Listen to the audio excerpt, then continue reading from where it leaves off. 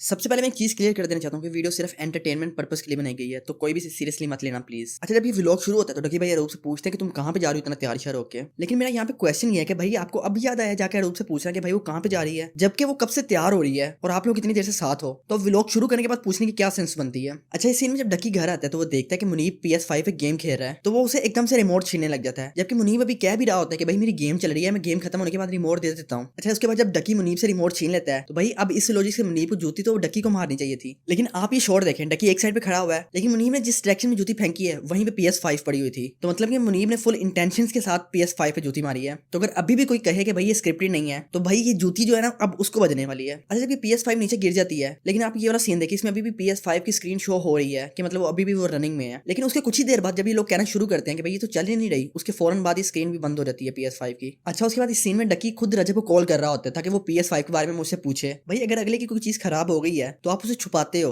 ना कि उसे डायरेक्ट सामने से कॉल करते हो कभी। अच्छा, फिर मजे की बात की स्क्रिप्ट लिखने वाले ने भी कमाल कर दी है कि जैसे ही डकी रजब को फोन करता है तो रजब भी हालचाल पूछने के बाद फौरन ही PS5 का पूछ लेता है। भाई वाह, क्या स्क्रिप्ट है, मान गया हूं मैं तो। मेरी आपसे रिक्वेस्ट है, 2 महीने हो गए मेरा PS5 आपके पास पड़ा, वो दे जाओ। रात को वेल होते हैं तो 2-4 गेम मैं भी खेल लूंगा। अच्छा, अब इस सीन में डकी कह रहा होता है कि मैं रजब को उसकी PS5 अभी वापस कर रहा हूँ और जल्दी से वहां से निकल आऊंगा। तो उस वक्त ये देखिए पीछे अभी सनलाइट आ रही है, मतलब अभी दिन का टाइम है। लेकिन जैसे ही डकी भाई गेम उठा के बाहर जाता है तो उसी टाइम शाम हो जाती है। जादू।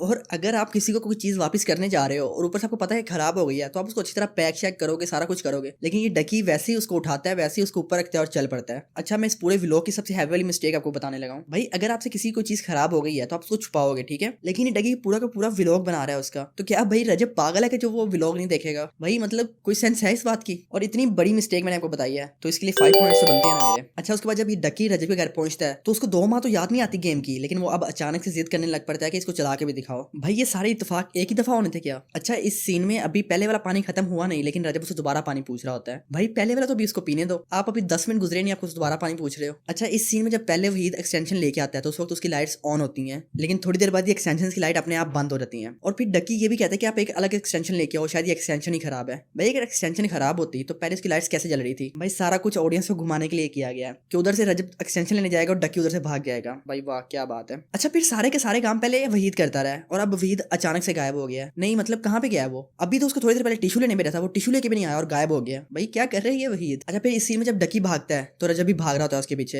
लेकिन आप ये डिस्टेंस देखें कितना कम है इनके दरमियान। लेकिन फिर भी डकी गाड़ी में आके बैठ जाता है और रजब इतनी देर बाद आता है उसके। तो फिर जब रजब आता है तो उसको तो लॉजिकली ड्राइवर सीट वाली साइड पे आना चाहिए था क्योंकि वो ज्यादा पास थी, लेकिन वो घूम के दूसरी वाली साइड पे आता है। भाई किसने लिख दिया ये स्क्रिप्ट? मुझे समझ नहीं आ रही।